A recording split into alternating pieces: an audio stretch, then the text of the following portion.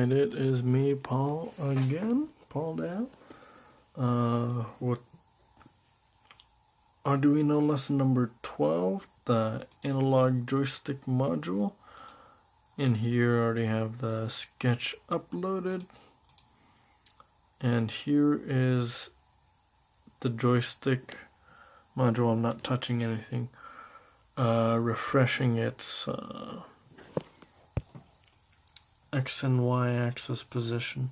So now if I hold it towards me, you'll see that the numbers will change along the Y axis mostly. And it'll return back to normal. I hold to my left, X becomes 0. Hold to my right,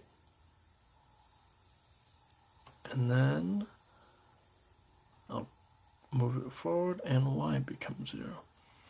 So yeah, that works. That's it for lesson number 12.